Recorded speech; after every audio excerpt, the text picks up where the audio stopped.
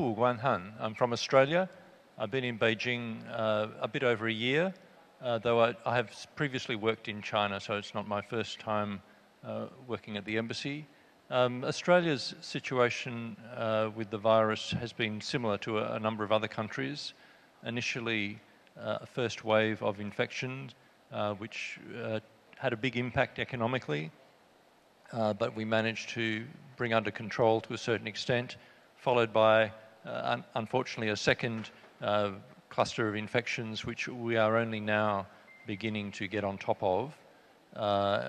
We're all in this together. I think we have learned from the experience of China in terms of how to combat infection and how to manage the economic impact of it. And I think all of our countries are learning the same lessons one by one.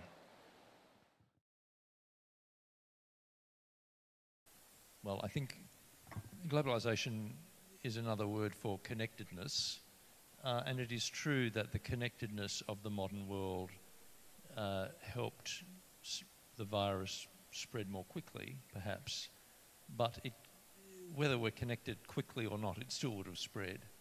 So the question is, given the connectedness of the world, how can we take advantage of that to do better next time? And I think we're very hopeful that the review that the WHO has launched will give us better policy tools to grapple with the next time, if and when that occurs.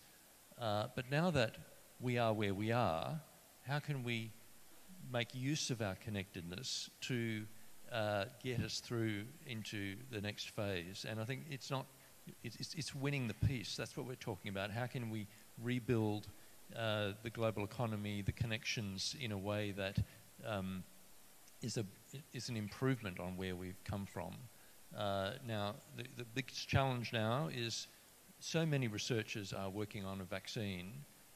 Sooner or later, there are going to be successes there. How can we quickly make the most of those successes and spread them? And so I know a number of governments have already made announcements about their commitment to share the vaccine. Well, there may be more than one, there may be several. And how can we do that quickly and effectively to get it to the people who need it most? So that's going to be the challenge, perhaps, over the coming months.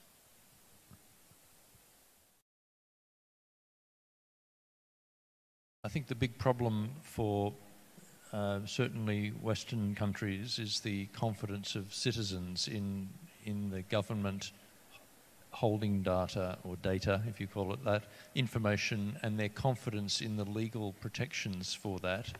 That is the problem I think our French colleague referred to. It certainly occurred in Australia with an app that we encouraged people to download, and there was not more than about a third of the population downloaded it.